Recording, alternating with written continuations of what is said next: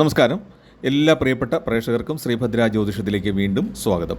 വിശാഖം നക്ഷത്രക്കാരുടെ കൊല്ലവർഷം 1202 മലയാള പുതുവർഷ ഫലങ്ങളാണ് നമ്മൾ ഇന്ന് നോക്കാൻ ഉദ്ദേശിക്കുന്നത്. ഓഗസ്റ്റ് 17 മുതലാണ് ചിങ്ങമാസം ആരംഭിക്കുന്നത്, പുതിയ വർഷം ആരംഭിക്കുന്നത്. വിശാഖ നക്ഷത്രത്തെ പറ്റി പറയുമ്പോൾ അത് തുലാം വൃശ്ചികൻ രാശികളിലായിട്ട് വ്യാപിച്ചു കിടക്കുന്ന നക്ഷത്രമാണ്.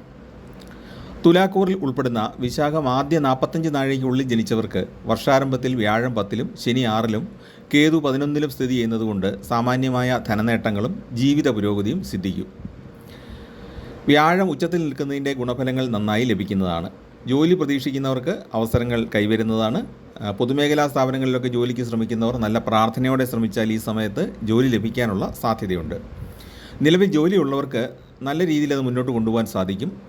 മേലധികാരികളുടെ പ്രോത്സാഹനമൊക്കെ ലഭിക്കുന്നതാണ്. അതുപോലെ ജോലിയിൽ പ്രൊമോഷൻ കിട്ടാനുള്ള യോഗമുണ്ട്. സാമ്പത്തികമായിട്ട് സ്വാശ്രയത്വം കൈവരുന്നതാണ് എല്ലാവർക്കും തന്നെ. സ്വതന്ത്രമായിട്ട് പ്രവർത്തിക്കാനും സംരംഭങ്ങൾ തുടങ്ങാനുമൊക്കെ വിശാഖം ആദ്യ മുക്കാൽ ഭാഗത്ത് ജനിച്ചവർക്ക് അവസരമുണ്ടാകും. അതായത് തുലാക്കൂറിലുള്ള വിശാഖ നക്ഷത്രക്കാർക്ക് അവസരമുണ്ടാകും. സാങ്കേതിക വിദ്യാഭ്യാസം നേടുന്നവർക്കും അവസരങ്ങൾ തുറക്കുന്നതാണ്. അവർക്ക് ജോലി കിട്ടാനോ അല്ലെങ്കിൽ ഉന്നത വിദ്യാഭ്യാസത്തിനോ ഒക്കെ ഉള്ള അവസരങ്ങൾ ഉണ്ടാകും. ശനി അനുകൂലമായിട്ട് നിൽക്കുന്നതുകൊണ്ട് ഭൂമിയിൽ നിന്ന് ആദായം പ്രതീക്ഷിക്കാം. കൃഷി ലാഭവും ഉണ്ടാകും. പുതിയ വീട്ടിലേക്ക് മാറാൻ യോഗം ഉണ്ട്. വിദേശത്ത് ജോലി ചെയ്യുന്നവർ കുടുംബത്തിലെ മംഗളകാര്യങ്ങൾക്കായിട്ട് നാട്ടിലേക്ക് എത്താൻ സാധ്യതയുണ്ട്. വ്യാഴം ഉച്ചരാശിയിൽ നിന്നുകൊണ്ട് 2026 ഒക്ടോബർ മാസം വരെ സാമാന്യം ഗുണഫലം തന്നെ ഇവർക്ക് നൽകുന്നതാണ്. അതിനുശേഷം വ്യാഴം 11-ാം ഭാവമായ ചിങ്ങത്തിലേക്ക് കടക്കുമ്പോൾ സൗഭാഗ്യങ്ങളുടെ ഒരു പെരുമഴ തന്നെയാണ് അനുഭവിക്കാൻ സാധിക്കുന്നത്. പല രീതിയിൽ അവർക്ക് ധനം ലഭിക്കും. സന്താനയോഗമുള്ള സമയമാണ്. നിലവിൽ ഇപ്പോഴുള്ള സന്താനങ്ങൾക്ക് പഠനത്തിലും ജോലിയിലും ഉയർച്ചയുണ്ടാകും. ചെറുപ്പക്കാരുടെ വിവാഹം നടക്കാനായിട്ട് സാധ്യതയുണ്ട്. വീട്ടിൽ തന്നെ ഒന്നിലേറെ അംഗങ്ങൾക്ക് വരുമാന മാർഗം തുറക്കുന്നതിനായിട്ട് അവസരമുണ്ടാകും. അതുകൊണ്ട് സാമ്പത്തിക വിഷമതകൾ നന്നായിട്ട് കുറയും. കുടുംബത്തിൻ്റെ സാമ്പത്തിക നില പൊതുവെ മെച്ചമാകുന്നതുമാണ്. അപ്പോൾ നേരത്തെ ഉണ്ടായിരുന്ന ഒരുപാട് ബുദ്ധിമുട്ടുകൾ, ദാരിദ്ര്യം, ധനപരമായ വിഷമതകൾ അതൊക്കെ മാറുന്നതാണ്. ചൊവ്വ പ്രതികൂല സ്ഥാനങ്ങളിലൊക്കെ വരുമ്പോൾ മാത്രം ചില ആരോഗ്യപരമായ വിഷമതകൾ ഉണ്ടാകാൻ സാധ്യതയുണ്ട്. അതുപോലെ തന്നെ ചില ബന്ധുക്കളുമായിട്ടൊക്കെ തർക്കം ഉണ്ടായേക്കാം. എന്നാലും അത് വലിയൊരു പ്രശ്നമില്ലാതെ കടന്നു പോകും. അതുകൂടാതെ ജൂലൈ അവസാനം മുതൽ ശനിക്ക് ഒരു വക്രസഞ്ചാരം വരുന്നുണ്ട്. അതുകൊണ്ട് ആരോഗ്യകാര്യങ്ങളിൽ കൂടുതലായിട്ട് ശ്രദ്ധിക്കണം. പ്രധാനമായിട്ടും അതാണ് ഇവർ നോക്കേണ്ടത്, ആരോഗ്യകാര്യങ്ങളാണ്. ധനപരമായ കാര്യങ്ങളൊക്കെ വ്യാഴത്തിൻ്റെ ആനുകൂല്യമുള്ളത് കൊണ്ട് മുന്നോട്ട് പൊക്കോളും. രാഹു കേതുക്കൾ 2026 ഡിസംബർ മാസത്തിലാണ് രാശി മാറുന്നത്. ഈ സമയത്ത് ആരോഗ്യകാര്യത്തിൽ കൂടുതൽ ശ്രദ്ധിക്കേണ്ടതാണ്. വിവാദങ്ങളിൽ നിന്ന് അകന്നു നിൽക്കാൻ ശ്രദ്ധിക്കണം. വീട് പണി ആരംഭിച്ചവർക്ക് അല്പം തടസ്സം വന്നാലും അത് പൂർത്തിയാക്കാൻ സാധിക്കുന്നതാണ്. വസ്തു വിൽക്കുന്നവർക്ക് ഈ സമയത്ത് റവന്യൂ രേഖകൾ സംബന്ധിച്ച ചില പ്രശ്നങ്ങൾ നേരിട്ടേക്കാം. ഈ ഒരു സമയത്ത് സാഹസ പ്രവൃത്തികൾ പൂർണ്ണമായിട്ടും ഒഴിവാക്കുന്നതാണ് നല്ലത്. പ്രത്യേകിച്ച് രാഹുവും കേതുവും രാശി മാറുന്ന ആ ഒരു മാസം, അതായത് ഡിസംബർ മാസത്തിൽ സാഹസ പ്രവൃത്തികൾ, ഈ അഡ്വഞ്ചർ പാർക്കുകളിലൊക്കെ പോയിട്ട് വലിയ ഉയരമുള്ള സാധനങ്ങളിൽ കയറുക, മല കയറുക, അങ്ങനെയുള്ള സംഗതികളൊക്കെ ഒഴിവാക്കുന്നതാണ്. Racing, car racing, bike racing ഒക്കെ നടത്തുക, അത്തരം കാര്യങ്ങളൊക്കെ ആ സമയത്ത് ഒഴിവാക്കുന്നതാണ് നല്ലത്. അതിൻ്റെ കാരണം എന്താണെന്ന് വെച്ചാൽ രാഹു 4-ാം ഭാവത്തിലേക്കും കൂടിയാണ് വരുന്നത്. ഇത് കുടുംബപരമായ ചില അസ്വസ്ഥതകളും സൃഷ്ടിച്ചേക്കാം. ഇതേ സമയത്ത് കേതു 10-ാം ഭാവമായ കർമ്മഭാവത്തിൽ വരുന്നത് ജോലിയുള്ളവരെ സംബന്ധിച്ച സ്ഥലം മാറ്റത്തിനോ സ്ഥാനമാറ്റത്തിനോ കാരണമായേക്കാം. 2027 ജനുവരി മാസത്തിൽ വ്യാഴം വീണ്ടും തിരികെ ഉച്ചരാശിയിലും ശനി നേർഗതിയിലേക്കും വരുന്നതാണ്. ഈ സമയത്ത് കാര്യങ്ങൾ കൂടുതൽ അനുകൂലമാകും. ഊഹക്കച്ചവടത്തിലും ഷെയറിലും മറ്റും ഭാഗ്യപരീക്ഷണങ്ങൾക്ക് മുതിരാനായിട്ട് കാലം അനുയോജ്യമല്ല. സാമ്പത്തികമായിട്ട് കുറച്ച് വിഷമതകളൊക്കെ നേരിട്ടേക്കും, അതായത് പുതുവർഷത്തിൻ്റെ 2ാമത്തെ പകുതിയിൽ. എങ്കിലും വ്യാഴത്തിൻ്റെ ആനുകൂല്യം നന്നായിട്ട് ലഭിക്കുന്നതുകൊണ്ട് ബിസിനസ്സിൽ മികവ് പുലർത്തുന്നതാണ്. മേലധികാരികൾ, തൊഴിലുടമകൾ എന്നിവരിൽ നിന്ന് അനുകൂല നടപടികൾ ഉണ്ടാകും. ശമ്പള വർധനവിനൊക്കെ സാധ്യതയുണ്ട്. കൂടുതൽ യാത്രകൾ വേണ്ടി വന്നേക്കും. ആരോഗ്യപരമായ വിഷമതകളാണ് ഏറ്റവും കൂടുതലായിട്ട് അവർ ശ്രദ്ധിക്കേണ്ടത്. ഇനി വിശാഖം അവസാന ഭാഗത്തിൽ ജനിച്ച വൃശ്ചികക്കൂറിൽ വരുന്ന വിശാഖ നക്ഷത്രക്കാർക്ക് അല്പം വ്യത്യസ്തമായ ഫലമാണ് ഉണ്ടാകുന്നത്. പുതുവർഷത്തിൻ്റെ തുടക്കത്തിൽ അവർക്ക് വ്യാഴം ഭാഗ്യഭാവമായ 9-ാം ഭാവത്തിലാണ്, ശനി 5-ാം ഭാവത്തിലും രാഹു 4-ാം ഭാവത്തിലും കേതു കർമ്മഭാവമായ 10-ലുമാണ്.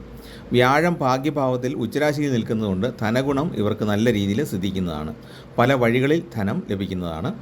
ജോലി ലഭിക്കാനും യോഗമുണ്ട്. സന്താന ഗുണം അനുഭവിക്കും. അതായത് വളരെ കാലമായിട്ട് സന്താനമില്ലാതിരുന്ന ആളുകൾക്ക് സന്താന യോഗം ഉണ്ടാകാം. അതുപോലെ തന്നെ നിലവിലുള്ള സന്താനങ്ങൾക്ക് പല വിധത്തിലുള്ള ഗുണങ്ങൾ ഉണ്ടാകും. പക്ഷേ അതേ സമയത്ത് 5-ാം ഭാവത്തിൽ വക്രത്തിൽ സഞ്ചരിക്കുന്ന ശനി പലപ്പോഴും തീരുമാനങ്ങൾ എടുക്കുന്നതിൽ സങ്കീർണതകൾ സൃഷ്ടിക്കുന്നതാണ്. 5-ാം ഭാവം മനസ്സിൻ്റെയും ചിന്തകളുടെയൊക്കെ ഭാവമായതുകൊണ്ട് ശനി വക്രത്തിലേക്ക് പോകുമ്പോഴത്തേക്കും നമുക്ക് കുറച്ച് കൺഫ്യൂഷൻ ഉണ്ടാവും. രാഹു 4-ൽ നിൽക്കുന്നതുകൊണ്ട് ഏറിയോ കുറഞ്ഞോ വീട്ടിൽ അസ്വസ്ഥത ഉണ്ടായേക്കാം. ബന്ധുവിരോധത്തിനും സാധ്യതയുണ്ട്. എങ്കിലും സന്താനങ്ങൾക്ക് വലിയ പ്രശ്നങ്ങളില്ലാതെ ഇക്കാലത്ത് മുന്നോട്ട് പോകാൻ സാധിക്കും. പക്ഷേ അവരുടെ പഠനത്തിനോ യാത്രയ്ക്കോ ഒക്കെ വേണ്ടിയിട്ട് അധിക ചെലവുകൾ ഉണ്ടായേക്കാം. 2026 ഒക്ടോബറിൽ വ്യാഴം 10-ാം ഭാവമായ ചിങ്ങത്തിലേക്ക് നീങ്ങുന്നു.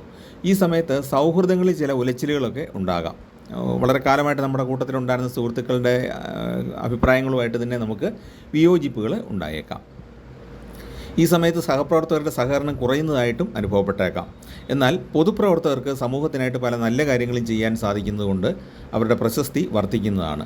പ്രവർത്തനങ്ങളിൽ അലസത മാറ്റിവെച്ചിട്ട് മുന്നോട്ട് പോവുകയാണെങ്കിൽ വിജയം കൈവരിക്കാൻ സാധിക്കുന്നതുമാണ്. 2027 ജനുവരിയിലാണ് വ്യാഴം തിരികെ ഉച്ചരാശിയായ കർക്കടകത്തിലേക്ക് വരുന്നത്. പ്രവർത്തനപരമായ ബുദ്ധിമുട്ടുകളിൽ നിന്നൊക്കെ മോചനം ലഭിക്കുന്നതാണ്. പൈതൃക സ്വത്ത് കൈവശം വന്നു ചേരാൻ ഈ സമയത്ത് യോഗമുണ്ട്. എന്നാൽ മുഖത്തോ പല്ലിനോ രോഗസാധ്യതയും ഉണ്ട്. മക്കളുടെ ഉന്നത വിദ്യാഭ്യാസ ആവശ്യത്തിനായിട്ട് യാത്രകൾ വേണ്ടിവരും. ബന്ധുഗുണം വർദ്ധിക്കും. ആഡംബര വസ്തുക്കൾ പലതും വാങ്ങാനുള്ള സാധ്യതയുണ്ട്. മത്സര പരീക്ഷകളിൽ വിജയസാധ്യത ഉള്ള സമയമാണ്. സാമ്പത്തിക ഇടപാടുകളിൽ വളരെയധികം സൂക്ഷിക്കേണ്ടതുമാണ്. വീട് നിർമ്മാണത്തിൽ ചെലവ് വർദ്ധിക്കും. സുഹൃത്തുക്കളിൽ നിന്നും ചില ഗുണാനുഭവങ്ങൾ പ്രതീക്ഷിക്കാം. ഇതാണ് വിശാഖ നക്ഷത്രക്കാരുടെ ഫലം. അതായത് വിശാഖം ആദ്യ മുക്കാൽ ഭാഗത്ത് ജനിച്ച തുലാക്കൂറുകാർക്കും അവസാന ഭാഗത്തിൽ ജനിച്ച വൃശ്ചികക്കൂറുകാർക്കും അല്പം വ്യത്യസ്തമായ ഫലങ്ങളാണ്. അതുകൊണ്ടാണത് പ്രത്യേകം പറഞ്ഞത്. ഇനി അവർ ചെയ്യേണ്ട വഴിപാടുകളെ പറ്റി നോക്കുമ്പോൾ അവർ സുബ്രഹ്മണ്യ സ്വാമിക്കാണ് പ്രധാനമായിട്ടും വഴിപാടുകൾ ചെയ്യേണ്ടത്. ക്ഷേത്രത്തിൽ പോകാൻ സാധിക്കാത്തവർക്ക് വീട്ടിൽ തന്നെ നെയ്വിളക്ക് തെളിച്ച് സുബ്രഹ്മണ്യ സ്വാമിയെ ആരാധിക്കുന്നത് വളരെ ഉത്തമമാണ്. ചൊവ്വാഴ്ച ദിവസങ്ങളിൽ മുരുകക്ഷേത്ര ദർശനം നടത്തിയിട്ട് വലിയ വിളക്കിൽ എണ്ണയൊഴിക്കുക. പഞ്ചാമൃതം, നാരങ്ങാമാല തുടങ്ങിയവ വഴിപാടായിട്ട് സമർപ്പിക്കുന്നത് നല്ലതാണ്. നിങ്ങളുടെ സാമ്പത്തിക സ്ഥിതി അനുസരിച്ച് മാത്രം ചെയ്താൽ മതി. ഇത് പറ്റിയില്ല എന്നുണ്ടെങ്കിൽ നിങ്ങൾ വിളക്ക് മാത്രം തെളിച്ചാലും മതി, അല്ലെങ്കിൽ വിളക്കിന് എണ്ണ സമർപ്പിച്ചാലും മതിയാകുന്നതാണ്. തടസ്സങ്ങൾ മാറാൻ ഗണപതി ഭഗവാന് വഴിപാടുകൾ നടത്തുന്നത് വളരെ ഉത്തമമാണ്. വിവാഹ തടസ്സം വന്നിട്ടുണ്ടെങ്കിൽ ഗണപതി ഭഗവാനും വിഷ്ണു ഭഗവാനും വ്യാഴത്തിനും ഒരേ ദിവസം അർച്ചന നടത്തുക. അതൊന്ന് ചെയ്തു നോക്കുക നിങ്ങൾ.